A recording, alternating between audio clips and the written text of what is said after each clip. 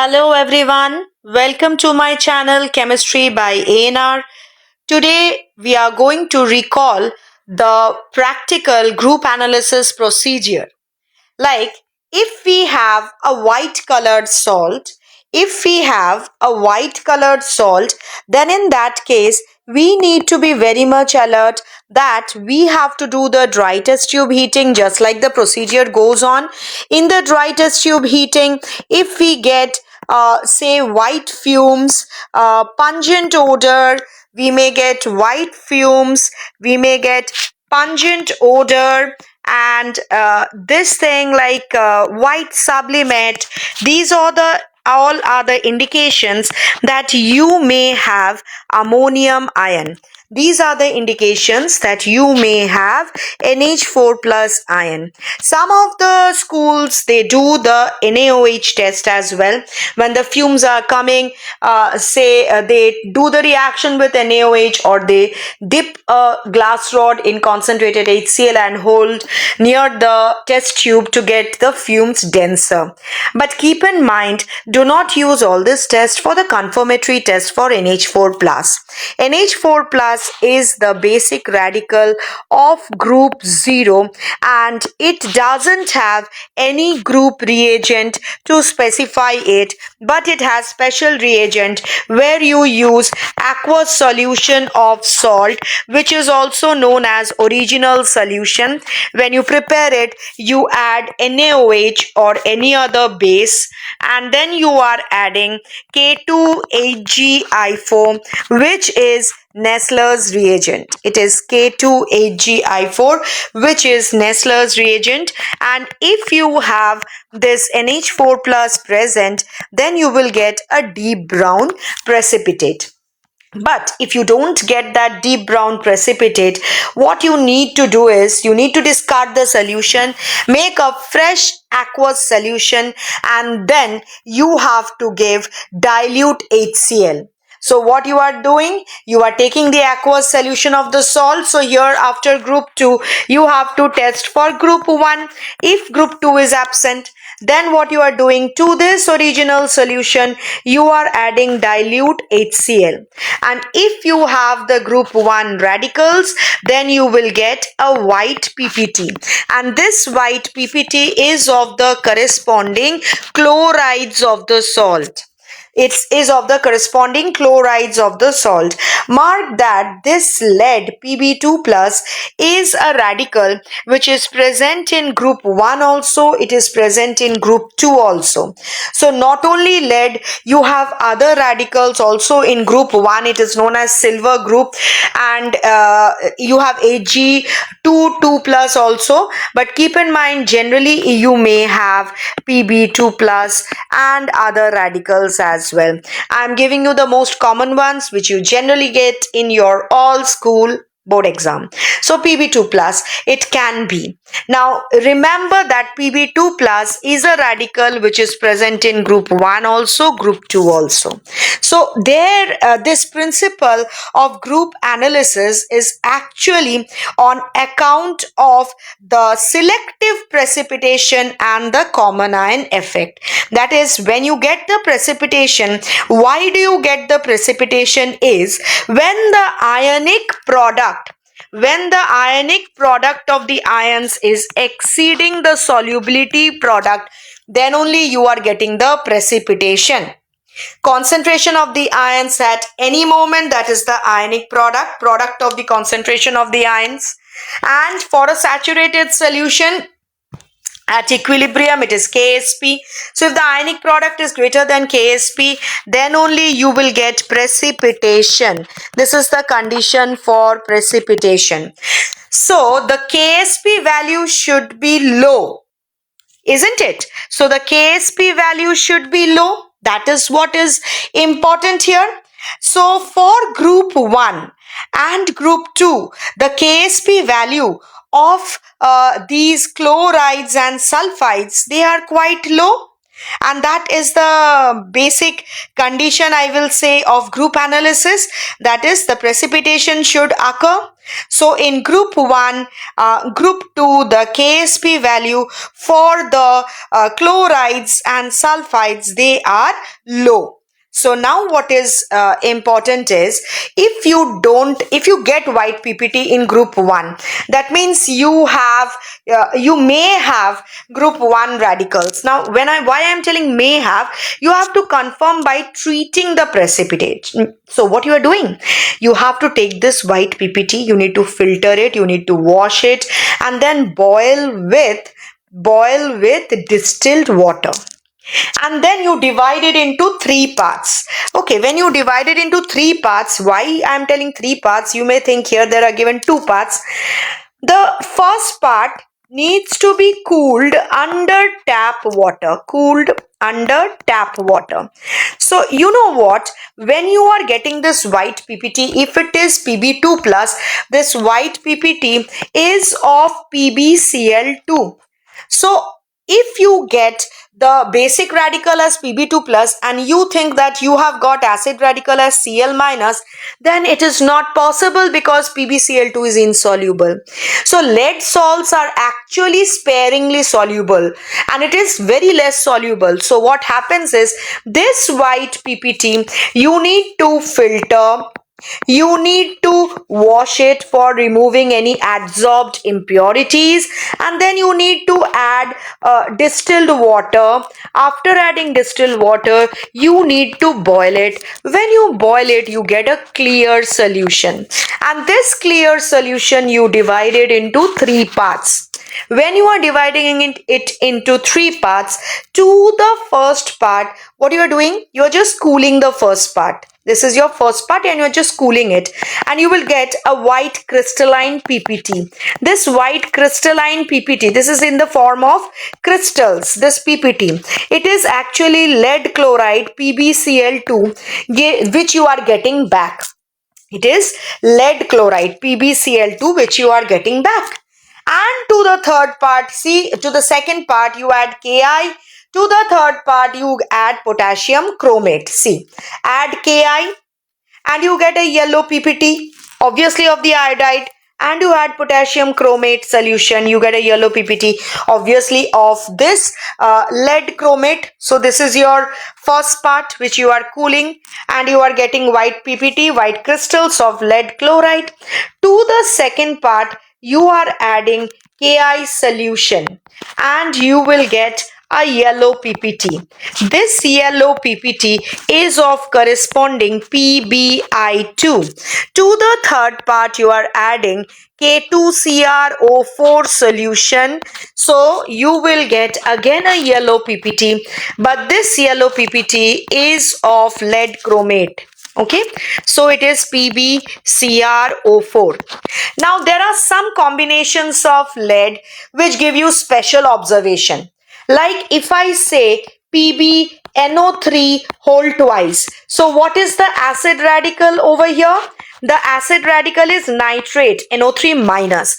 What is the basic radical over here? The basic radical is Pb2 plus, lead ion. So here you will get, when you do the dry test tube heating, on dry test tube heating, you will get brown fumes with cracking sound.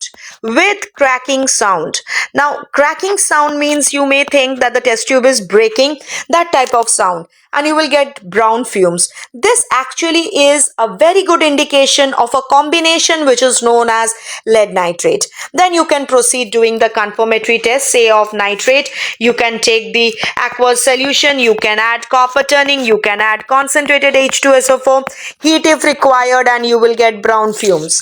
You will get brown fumes or reddish brown fumes. And you can do the brown ring test, where I have told you in the previous modules also, or rather in the playlist of my shorts. If you see, there is a playlist there, all the radicals are being explained separately. So you take original solution or aqueous solution of the salt, you add equal volume of freshly prepared FeSO4 solution, freshly prepared FeSO4 ferrous sulfate solution. Why freshly prepared? So that it doesn't get oxidized to ferric sulfate. That's it. And you are adding concentrated H2SO4 by tilting or slanting the test tubes through the walls of the test tube, dono, ये FeSO4 and H2SO4, and you will get a brown ring at the junction of the two liquids because the densities are different. So densities of the solutions are different, so you will get a brown ring where at the junction on account of the difference in the densities, and the reaction is exothermic, and so carefully you have to add such that the ring which you are getting doesn't decompose, doesn't break. So this is about lead ion. Moving on to group 2. Suppose after adding dilute HCl, you don't get a white PPT. Then what will you do? Then obviously to the above solution. Why above solution? Because you actually have taken aqueous solution, you have added dilute HCl.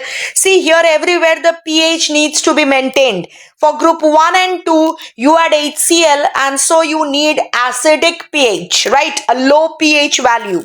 So acidic medium is required. So to this above solution, you are passing H2S. Now this group reagent for the group 2 is what? So it will be H2S gas in presence of dilute HCl is the group reagent of group 2, and they are precipitated as sulfides. And remember that here you need low concentration of sulfide ion, and so for that reason in presence of dilute HCl, which is a strong electrolyte, H2S is a weak electrolyte which dissociates, I will say partially. So when H2S is dissociating incompletely, partially, you are getting 2H plus and S2 minus, and when HCl is dissociating completely, you are getting H plus and Cl minus because it's a strong electrolyte, giving H plus ion in common, on account of which the dissociation of the weak electrolyte is suppressed and the concentration of the sulfide ion is lowered. Why? Because group 4 radical also gets precipitated as sulfide, but it needs high concentration of sulfide ion. So you need to lower the concentration of the sulfide ion, for which you are actually creating this effect which is known as common ion effect, by which you are reducing the dissociation of the weak electrolyte, decreasing the concentration of the sulfide ion. Now if you get a precipitate, so remember that in group 2, Pb2 plus, Cu2 plus, Hg2 plus, they all produce black PPT of sulfides, say PbS, CuS, they are producing black PPT of this sulfides. This black PPT is to be treated with 50% HNO3. Is the dilute HNO3 which you use is generally 50%. So it's a 50% HNO3, and then what you do is you add acetic acid, and then you divide it into, say, 2 parts over here we can see, or you can divide it into 3 parts. So what you do, you add 50% HNO3. So ये कैसे होगा? First you have to take the PPT. Now this black PPT is to be filtered, is to be washed, and then you need to add 50% HNO3. The moment you are adding 50% HNO3, you are converting it to corresponding nitrates. If you take lead, it gets converted to lead nitrate. If you take copper, it gets converted to copper nitrate, which is soluble in nature. So when it is becoming soluble, you may get some dark particles. You remove it. They are the undissolved sulfur. Remove it with the glass rod, and then to this solution you add acetic acid and divide it into 3 parts. एक में you are adding NH4OH, and you will get a deep blue solution. You add NH4OH and you get a deep blue solution. See here it is given NH4OH. Acetic acid can be given before that. You get a deep blue solution. You add potassium ferrocyanide solution. You get a chocolate brown PPT. So You can add Ki also, CuI2, you will get PPT. So potassium ferrocyanide means K4 FeCN whole 6. Remember, this is a complex salt. When you are adding this, you are getting chocolate brown PPT. I'm talking about the process, all the reactions I have discussed in the shorts, so please go through the playlist and find them. So this is a chocolate brown PPT. You can also add Ki solution and you will get a bluish white PPT. You will get a bluish white PPT of what? Copper iodide. So you will get CuI2. Next, if in group 2 you are not getting any precipitate, okay, then in that case what will you do? If you don't get any precipitate, then you have to proceed to group 3, which needs a basic medium. Group 3, 4, 5, they all need basic medium. Only group 1 and 2 needs acidic medium. So what will you do? So let's see. For group 3. So for group 3, you are doing what? Above solution. Above solution means group 1 mein you have given dilute HCl, you have passed H2S. Passing H2S, let me tell you, H2S is passed through an apparatus which is known as Kipp's apparatus, where you use iron sulfide stick, FeS sticks, and you add dilute mineral acids. You can add HCl, you can add H2SO4, and you get in situ generation of H2S gas. And in some of the lab, if they don't have Kipp's apparatus, alternative is using sodium sulfide. Okay, so you can use Na2S solution, you use sodium sulfide in order to actually add sulfide to the medium. So now in the above solution for group 3, what you are doing, you are adding solid NH4Cl and you are passing excess of NH4OH you are passing. And remember that group 3 radicals, especially Al3 plus, Fe3 plus, they are the special radicals because they give special PPT, right? If you have Al3 plus, you will get a white gelatinous PPT. You will get a white gelatinous PPT, and that is obviously for Al3 plus, and this is of AlOH whole thrice. And you may get a reddish brown PPT. If you are getting a reddish brown PPT, it is obviously for Fe3 plus due to the formation of FeOH whole thrice. Now the question arises that if you need hydroxide to be formed, you can get it from NH4OH. Why do you need to add NH4Cl? Again, you need to add NH4Cl in order to generate the common ion effect. Do not use these short forms in your exam. For the sake of fast explanation, I am using it. Common ion effect. Why? NH4Cl is your strong electrolyte, so it will dissociate completely. NH4 plus and Cl minus. Now if you use NH4OH in the medium, so here what happens, it is a weak electrolyte, this is a strong electrolyte, and it will partially dissociate to NH4 plus ion and OH minus ion. Now this OH minus ion is causing precipitation, and you need a low concentration of this OH minus ion such that your group 4, group 5, group 6, if present, they do not precipitate out because they need a high concentration of OH minus ion in order to precipitate out. They can also get precipitated out. So NH4 plus ion is common, for which it suppresses the dissociation of this NH4OH in order to lower the concentration of OH minus ion, because group 3 gets precipitated out as hydroxides even if the concentration of OH minus is low. So if you get the precipitate, what will you do now? So let's see, if you get the precipitate, what are you going to do? You can actually do the Lake test for aluminium, and for this thing, for aluminium you can do the Lake test. For iron you can do the again confirmatory test. So Al3 plus is actually confirmed using Lake test. What you will do in Lake test, this white PPT you need to take and you need to dissolve it adding dilute HCl, so it forms AlCl3.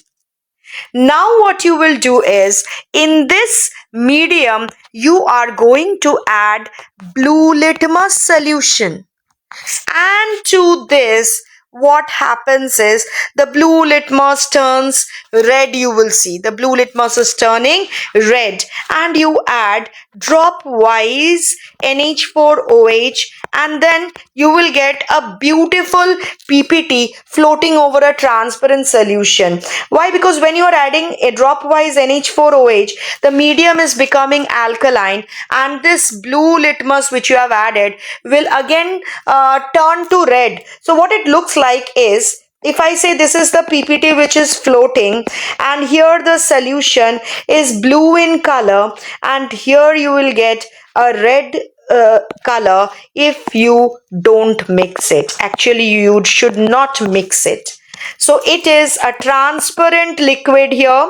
This is a transparent solution, and PPT floating, which has adhered this blue color floating over this transparent solution. So that's why the name Lake test. So the name is what? It is Lake test, because the PPT floats over the transparent solution. Now, if you get a reddish brown PPT in your group 3, that obviously means that you may have Fe3 plus ion. Now, how to do the confirmatory test for that? You have to dissolve this PPT in dilute HCl again. So when you dissolve it in dilute HCl, you get FeCl3, which is soluble, and you divided this solution into two parts. To the first part, you add potassium ferrocyanide K4FeCN whole 6 solution. When you add, you will get a Prussian blue color. Prussian blue color you are getting. Now, if you add to the next one potassium sulfocyanide KSCN, when you are adding, then sulfocyanide you are adding, then you will get a blood red coloration. Okay, so you are getting a blood red coloration. So these two are the confirmatory tests for Fe3 plus in group 3. Now, after adding all these things in group 3, you may not get the precipitate of group 3 which you are actually thinking of. You had added what? You had passed H2S in group 2. In group 3, you have added this solid NH4Cl and excess of NH4OH. I had shown it to you. So I'm moving on to the next one, that is in the next group. Okay, so just a minute. So suppose you don't get till group 3. Mane group 3 is absent. Till this it is absent. Then how will you proceed? To this above solution. What you are doing, one important thing let me tell you.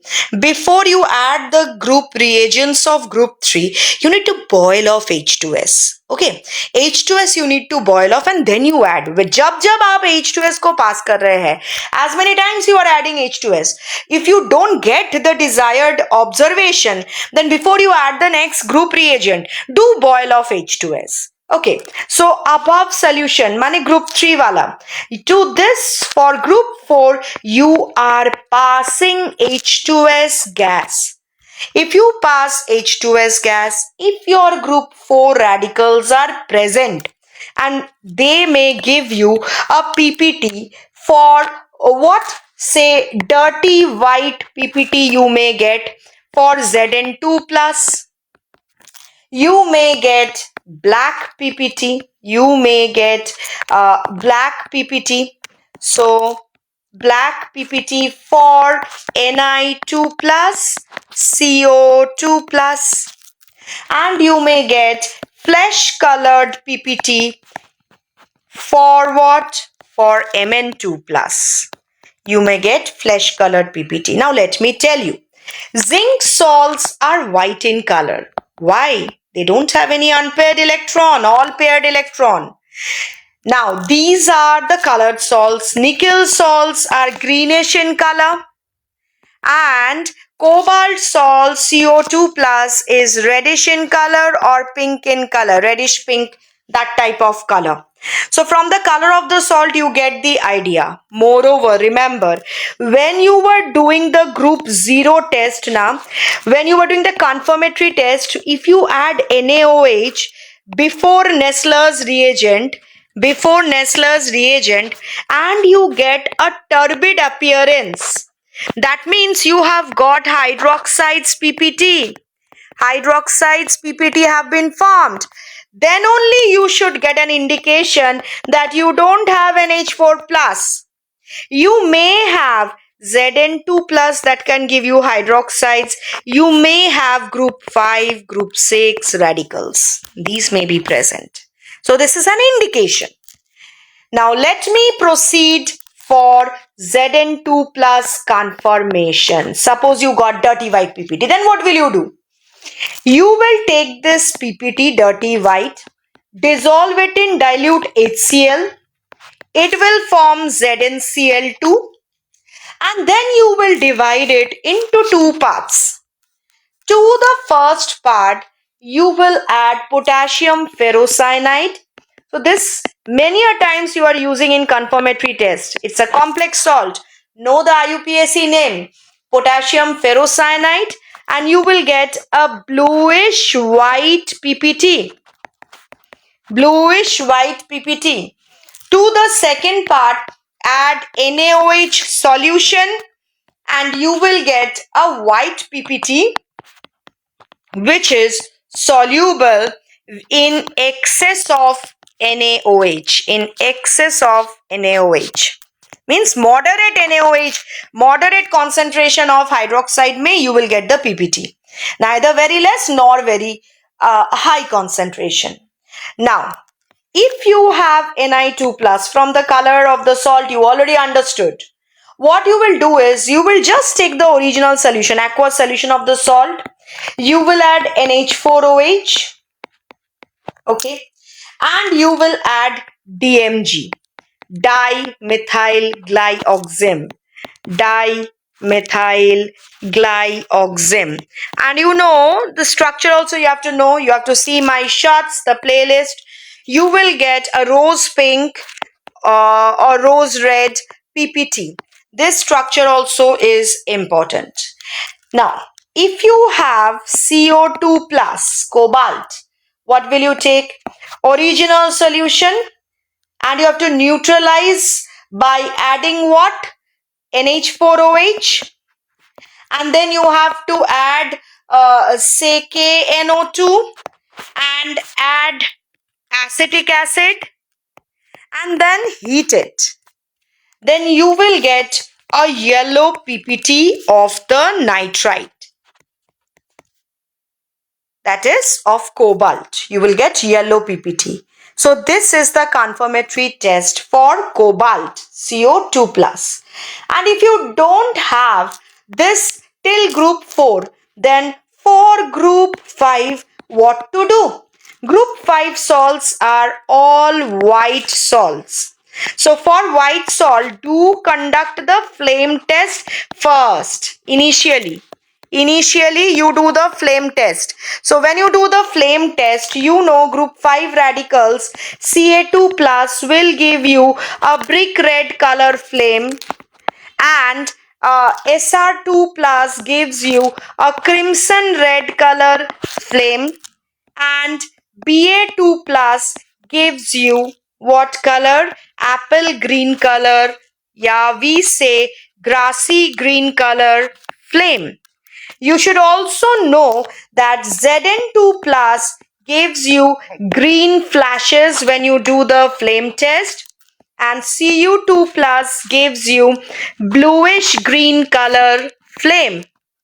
And remember that in the salt, you are making a paste with concentrated HCl and taking it in a platinum loop for its inert behavior and converting it to the volatile chlorides in order to get the observation in the flame test. So you need concentrated HCl to convert to the volatile chloride. So let me come back to the precipitation. So group 5, if you don't get, what is the group reagent of group 5? Group 5 group reagent is NH4OH plus NH4 whole twice CO3, ammonium carbonate, because they get precipitated as carbonates. Carbonates of barium, calcium and strontium. So they will form white PPT. Okay. So you will get white PPT of calcium carbonate, barium carbonate, strontium carbonate. How to proceed? Now, for Ba2 plus, you have to take this white PPT and you have to add dilute acetic acid CH3COOH, dilute acetic acid, and you need to heat to boil off CO2. And what you will do? For you are going to add potassium chromate K2CrO4 solution and you will get a yellow PPT of barium chromate BaCrO4, a yellow PPT that confirms barium. Now, for strontium, what you will do? For Sr2 plus, what will you do? Now, this white PPT, again, you actually have to dissolve in dilute acetic acid. Why I am telling it again? The reason is barium salts are white, strontium salts are white, both are white, but from the flame test you got an indication. So accordingly you can proceed. You can add dilute acetic acid, same thing, you need to boil off CO2 and then you need to add ammonium sulfate. So what is that? NH4 whole twice SO4 solution, ammonium sulfate, and you will get a white PPT of strontium sulfate, SrSO4. For calcium, suppose you got the brick red flame and you want to proceed. So what will you do? This white PPT is dissolved in what? Dilute acetic acid CH3COOH. You need to heat and boil off CO2 and you need to add ammonium oxalate NH4 whole twice C2O4 solution, ammonium oxalate. You will get a white PPT of calcium oxalate CaC2O4 if you have Ca2 plus present. So this is how you can proceed. Now till group 5 if everything is absent. For group 6 again you have no group reagent. You have special reagent to confirm Mg2 plus, Na plus. Let me tell you, Na plus gives golden yellow flame in flame test and K plus gives lilac color flame in flame test. This is in flame test. Okay, so this is what you need to remember how to proceed in group analysis, and I hope I could have or I have actually explained the concept properly. Do let me know in the comment section. Bye all of you.